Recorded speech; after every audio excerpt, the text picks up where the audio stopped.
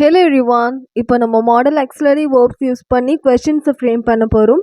அது எப்படின்னு இப்போ பார்க்கலாம். நிறைய பேருக்கு கன்ஃபியூஷன் இருக்க டாபிக் இது. ஸோ ஆல்ரெடி மாடல்ஸ் யூஸ் பண்ணி சென்டென்ஸ் ஃப்ரேம் பண்ணுறதே டிஃபிகல்ட்டாக இருக்கும். ஸோ இப்போ நம்ம கொஸ்டின்ஸ் ஃப்ரேம் பண்ண போகிறோம். ஸோ ஸ்கிப் பண்ணாமல் பாருங்கள். ஓகே, கேன்னா முடியும்னு அர்த்தம். ஒருத்தவங்களை முடியுமா அப்படின்னு நம்ம கேட்குறோம் இல்லையா, அதுக்கு தான் கொஷினில் கேன் யூஸ் பண்ணுவோம். ஓகேவா, கேன்னா முடியும்னு அர்த்தம். முடியுமா அப்படின்னு கேள்வியாக கேட்குறதுக்கு கேன்ன்ற வார்த்தை கொஷினில் யூஸ் பண்ணோம். Can you help me, can you help, நீ உதவுறியா, கேன் யூ ஹெல்ப் மீ, நீ எங்களுக்கு உதவ முடியுமா. ஓகேவா, அதாவது நீ உதவுறியான்னு கேட்குறதுக்கு வில், குட், வுட் எது வேணால் யூஸ் பண்ணிக்கலாம். உதவ முடியுமான்னு சொல்கிறோம் இல்லையா, அந்த முடியுமான்ற ஒரு வார்த்தையை சேர்க்கறது தான் can. Can you help me, நீ எங்களுக்கு உதவ முடியுமா. Can you drive the car, உன்னால் இந்த காரை ஓட்ட முடியுமா. Can I come with you, நான் உன்னோட வர முடியுமா. வரலாமான்றது தான் மீனிங் ஆக்சுவலாக.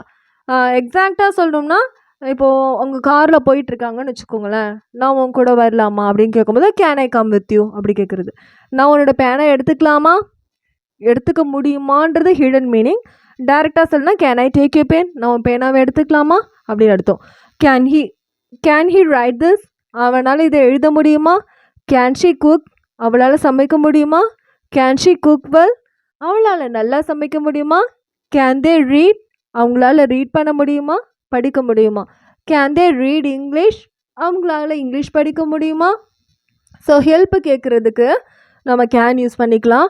முடியுமான்னு கேட்குறோம் இல்லையா, அந்த முடியுமான்ற ஹிடன் மீனிங் வச்சு கேட்குறதுக்கு கேன் யூஸ் பண்ணிக்கோங்க. ஓகேவா, அந்த வில்லுன்றது வந்து ஒருத்தவங்களோட விருப்பத்தை கேட்குறது. ஓகேவா, வில்லு ஃப்யூச்சரில் நடக்கக்கூடிய விஷயங்களுக்கு நம்ம யூஸ் பண்ணுவோம். ப்ளஸ் வந்து ஒருத்தவங்களோட விருப்பத்தை கேட்குறதுக்கு நம்ம வில் யூஸ் பண்ணலாம். Okay, will you help us, நீ எங்களுக்கு உதவுறியா. வில் ஹி கம் நவ், அவன் இப்போ வரலாமா, வருவானா. வில் யூ ரைட் திஸ், நீ இதை எழுதுறியா. வில் தே மேனேஜ், அவங்க அதை மேனேஜ் பண்ணிடுவாங்களா. வில் ஹி கைட் ப்ராப்பர்லி, அவன் ப்ராப்பராக கைட் பண்ணுவானா. கைட்னா வழி நடத்துறது. Will she listen to us, அவள் நம்மளை லிசன் பண்ணுவாளா, நம்மளுக்கு லிசன் பண்ணுவாளா. ஸோ இந்த மாதிரி கேட்குறது எல்லாத்துக்கும் வில் யூஸ் பண்ணணும். ஓகேவா, இப்போ ஷல்லுன்றது எதுக்குன்னா சஜஷனுக்கு யூஸ் பண்ணுறது. இப்போ நம்ம யாரோ ஒருத்தவங்களுக்கு ஹெல்ப் தேவைப்படுது அப்படின்னா நம்ம வாலண்டியராக போய் நான் ஹெல்ப் பண்ணட்டுமா, நான் உனக்கு ஹெல்ப் பண்ணவா அப்படின்னு கேட்குறதுக்கு. நம்ம விளையாட போகலாமா, நம்ம பார்க்குக்கு போகலாமா, நம்ம படம் பார்க்க போகலாமா. ஸோ இந்த மாதிரி சஜஷன் கேட்குறோம் இல்லையா, அதுக்கு நம்ம ஷால் யூஸ் பண்ணணும். நெக்ஸ்ட் வந்து இது பார்த்தீங்கன்னா ஒரு விஷயம் நடக்கிறதுக்கான வாய்ப்பு, சர்டைன்ட்டியை குறிக்கிறதுக்கு ஷால் யூஸ் பண்ணணும். இந்த ஷுட்டுன்றது அன்சர்டைன்ட்டியை குறிக்கிறதுக்கு, நிச்சயம் இல்லாத தன்மைக்கு ஷுட் யூஸ் பண்ணுங்கள். நெக்ஸ்ட் வந்து பார்த்திங்கன்னா ஃப்யூச்சரில் நடக்க போகிறத பற்றி சொல்கிறதுக்கும் ஒருத்தவங்களை சஜஸ்ட் பண்ணுறதுக்கும், இது பண்ணலாமா அது பண்ணலாமா அப்படியே சஜஷன் சொல்கிறதுக்கும் ஷால் யூஸ் பண்ணுங்கள். ஷால் வி கோ நவ், நாம் இப்போ போகலாமா. ஷால் ஐ ஹெல்ப் யூ, நான் உனக்கு உதவலாமா. Shall we watch a movie, நம்ம ஒரு படம் பார்க்கலாமா. ஷால் ஐ லீவ், நான் போகலாமா.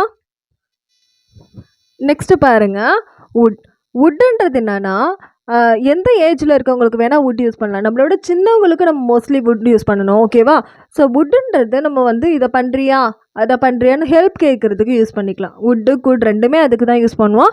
குட்ன்றது ரொம்ப ஃபார்மல் வே. ஓகேவா, வுட்டை கம்பேர் பண்ணும்போது குட் ரொம்ப formal. Okay, would you like tea R coffee, உங்களுக்கு டீ இல்லைனா காஃபி வேணுமா. Would you open the door, நீங்கள் அந்த கதவு திறக்கிறியா, நீங்கள் அந்த கதவு திறக்க முடியுமா.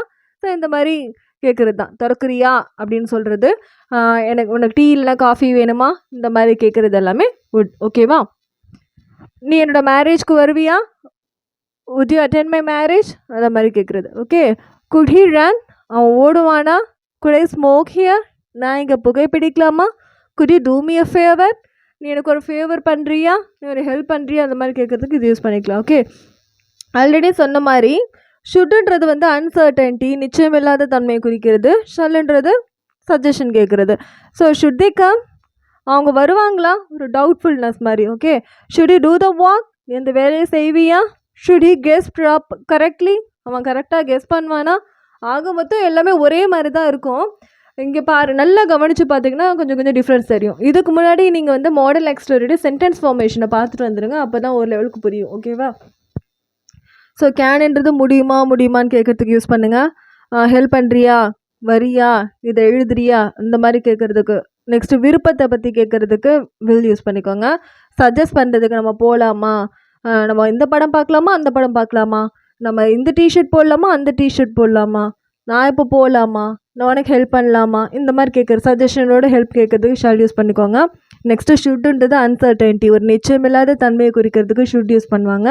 நெக்ஸ்ட் இந்த குட் அண்ட் வுட்டில் பார்த்தீங்கன்னா, வுட்டு நம்மளோட சின்ன வயசு இருக்கவங்க கிட்ட கேட்கணும், கூட்டுன்றது பெரியவங்க கிட்ட கேட்கணும். கூட்டு ரொம்ப ரொம்ப ஃபார்மலான ஒன்று. வுட்டு வந்து ஜன்னல் திறக்கிறியா, கதவு மூடுறியா, இந்த போர்டை கொஞ்சம் க்ளீன் பண்ணுறியா, நெக்ஸ்ட் இந்த வீட்டை கொஞ்சம் க்ளீன் பண்ணுறியா, டீ வேணுமா காஃபி வேணுமா, என்னோட மேரேஜ்க்கு கண்டிப்பாக வந்துடுவியா, இந்த மாதிரி யூஸ் பண்ணணும்.